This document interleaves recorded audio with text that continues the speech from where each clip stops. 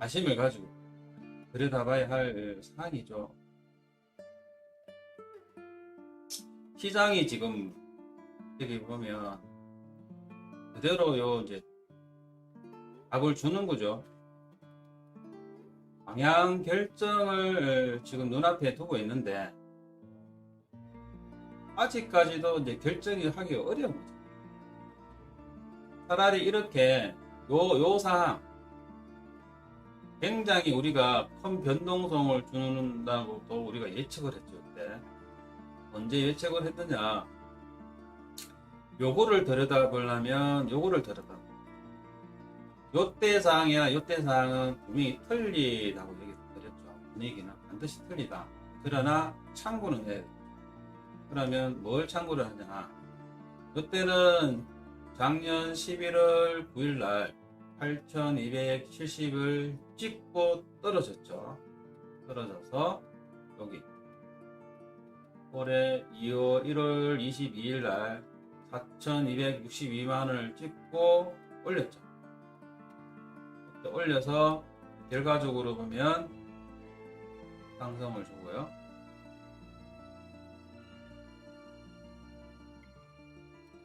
(1월 22일) 이후에서 열흘 상승 주고 하루 쉬고 7일을 상승을 줬죠.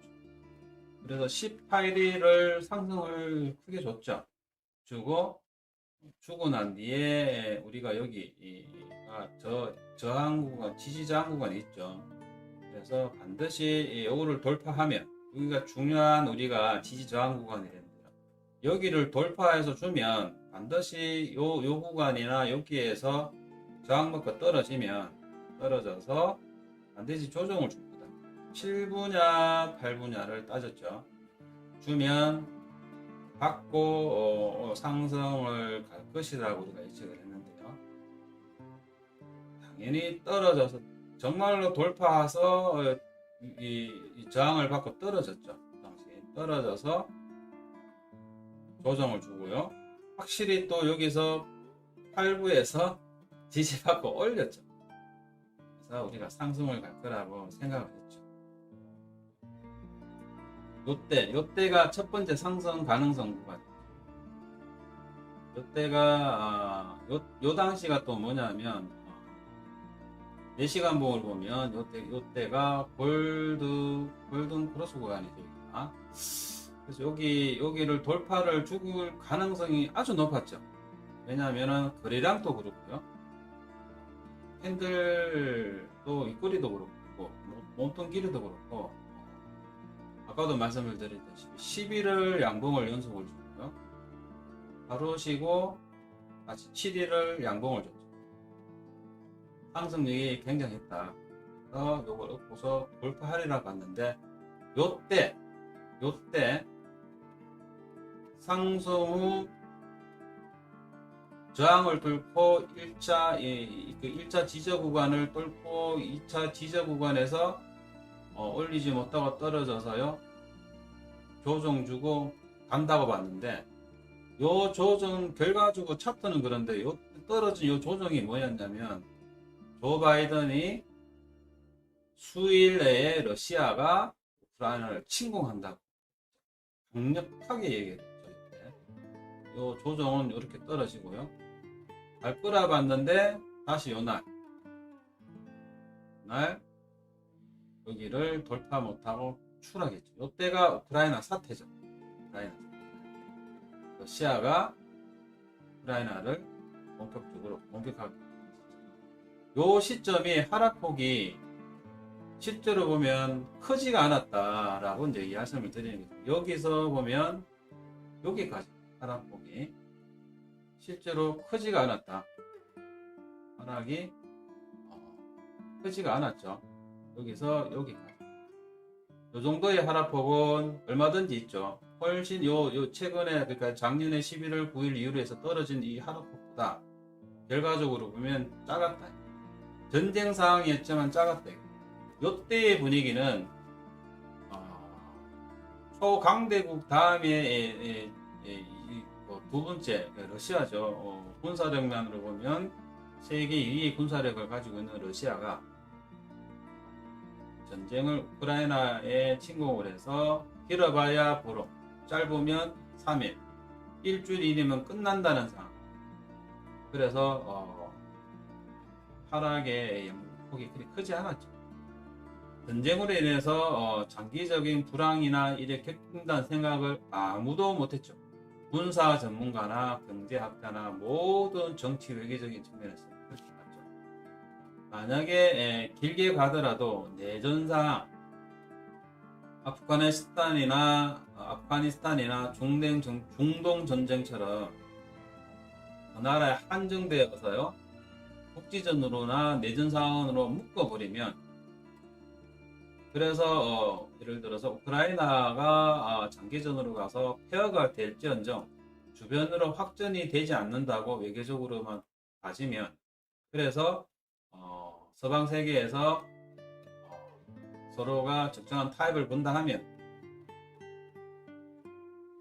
안타까운 일이지만 우크라이나는 러시아의 손아귀에 넘어가더라도 또 안에서 벌어질 거라는 걸 이제 예상을 했기 때문에 이 하락폭은 이 정도였다.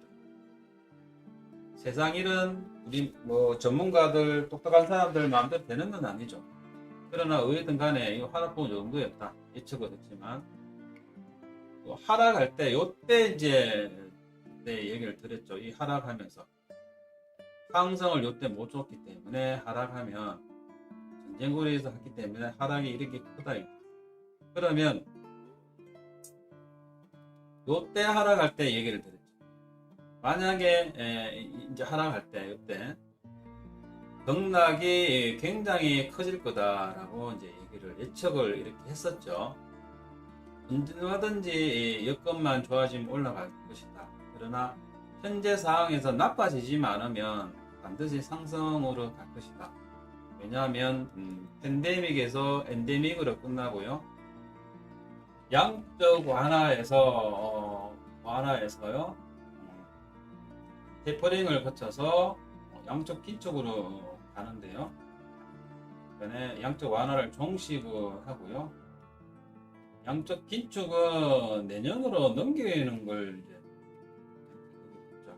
그래서 당장은 전 지구적으로 엔데믹을 끌어올릴 이제 끝내고 하는 이유가 이제 경제를 끌어올리려고 하는 게 전 지구적으로 열망이죠. 일심동체로. 그래서 반드시 양적 완화지만 그에 준하는 수준으로 해서 금리도 적정선에서 겁을 주고 있지만 그렇게 이미 관리 안에 들어오는, 그래서 끌어올리는 수준에 지장을 주지 않는 수준으로 해서 영향을 줄 것이다. 장기적으로 보면 금리 인상은 늘 따라다니겠지만 시장을 경제를 떨어뜨리는 수준은 하지는 않을 거다. 체질을 개선을 시키겠지만 이제는 올릴 거다. 게 이제 했죠. 그러면 반드시 올라갈 거다.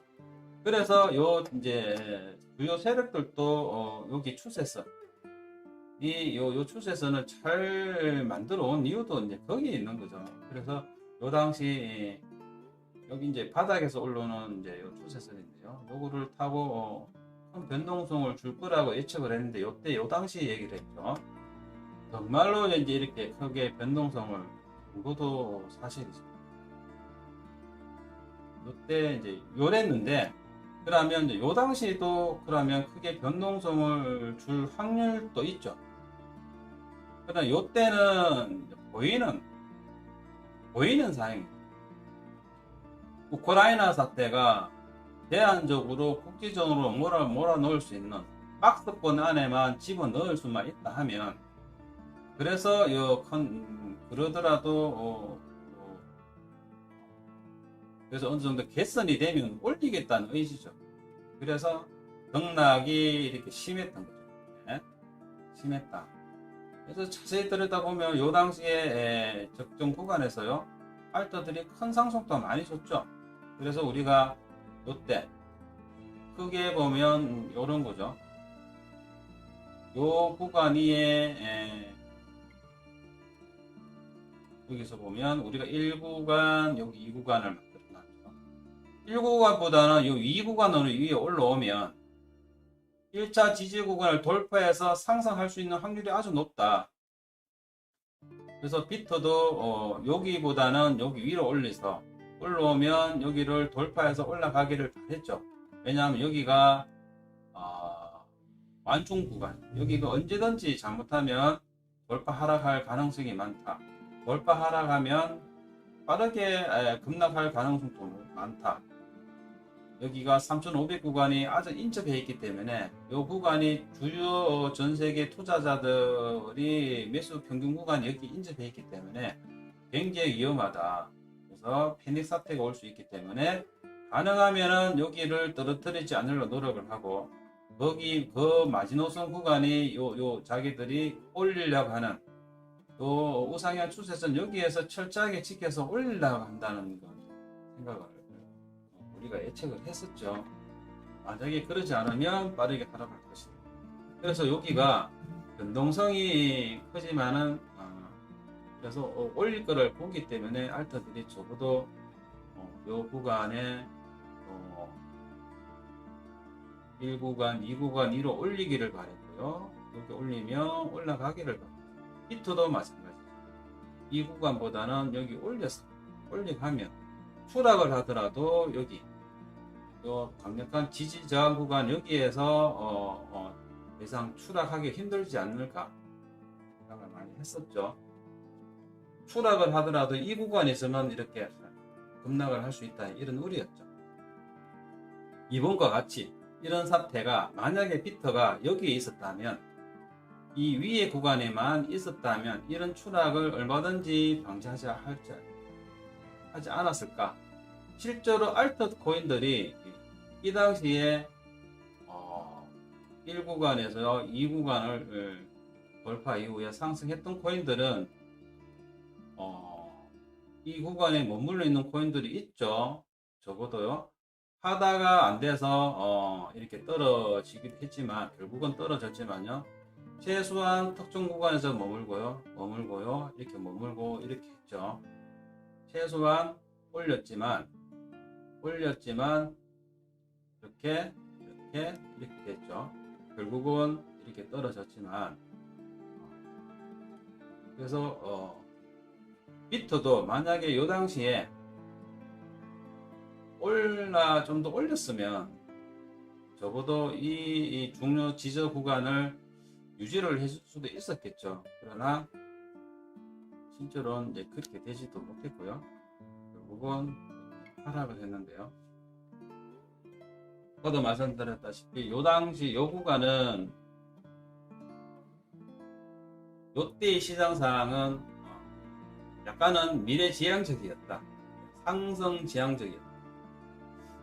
힘들지만 전 지구적으로 올릴 수 있는 3년의 기간 동안 팬데믹으로 인해서 모든 게 잠겨 있었죠. 잠겨 있는 걸 풀면서 이제 띄우려고 했던 사안이에요. 결국은 이제 우크라이나 사태로 인해서 장기전의 전쟁이 되면서요. 이 장기전의 전이 우리가 내전으로 인해서 국지전으로 인해서 이렇게 묶어놓지 못하고, 박스권으로 묶어놓지 못하고, 결국은 이게 우크라이나나 러시아나 이 안에서 전쟁은 나지만 서방 세계가 참여 실질적으로 군사 지원은 되지 않았지만 군사 물자, 전략 물자들이 이제 들어오고요. 러시아가 생각보다 버벅거리는 바람에, 그러니까 이제 전술 전략적인 측면에서 이제 준비가 안 됐던 거죠. 전쟁이 굉장히 길어진 거죠. 러시아가 의도들에서, 그러니까 러시아가 전쟁 자원을 10%든 5%만 투입을 하고요. 국지전으로 해서 대리전으로 키우고, 여전히 러시아가 강력하게 외교전이나 군사력에서 막강하다는 걸 힘을 과시를 했었으면 모르겠지만, 여기에서 이 우크라이나 하나 아직도 무너뜨리지 못하고요. 러시아는 완전히 뭐 말 그대로 지금 뭐 전력 낭비를 다 해버린 거죠, 그진? 이러다 보니까 결국은 전쟁도 외교전이라지만 군사, 외교, 경제 면에서 지금 모든 게 지금 흐트러지다 보니까 에너지 문제, 그러니까 이제 전 지구적으로요. 전 지구적으로 용인하기 힘든 상황까지 이제 와버린 거죠. 뭔 얘기냐면 미국을 위시해서 전 세계 각국이 견디기 힘든 수준의 인플레이션이죠. 그러니까 우리나라도 지금 아직 못 느끼는데요. 지금 약소국가 있죠. 약소국가, 그죠? 남미, 아프리카, 뭐 동남아 이런 데는 지금 절단 났습니다. 피부 현실적이죠. 그래서 지금 뭐 북아메리카 밑에 뭐 브라질부터 밑에 이런 데도 지금 미국으로 지금 완전히 지금 자국이 상황이 불안하니까 전부 다 지금 피난 가고 있는 거죠. 지금 뉴스 나오고 있죠. 그래서 이 견디내기 힘든 수준의 인플레 플러스 팬데믹, 그죠? 이걸로 인한 세계적인 이제 서플라이 체인이라죠. 공급망 혼란. 이게 이제 공급의 대란이죠. 이게 이제 에너지, 식량 이런 거죠. 이게 이제 석유, 그죠? 가스, 그죠? 곡물, 뭐, 그죠? 에너지, 식량 이런 거죠. 예, 이제 모든 게 떨어진 거죠. 여기가 이제 결국은 이제 선진국들은 아직까지 견딜만 하지만 이 선진국은 불과 몇 개국이 안 되죠. 나머지 개발도상국, 그 다음에 저개발 국가들은 작살이 나고 있죠. 작살이. 그러나 요 당시에는 아니었는데 지금은 이제 그런 상황이죠. 그래서 요때 분위기가 틀리다는 이유가 거기에 있는 거죠. 그렇기 때문에 요때는 변동을 준다는 건 올릴 의도가 얼마든지 있다는 얘기죠.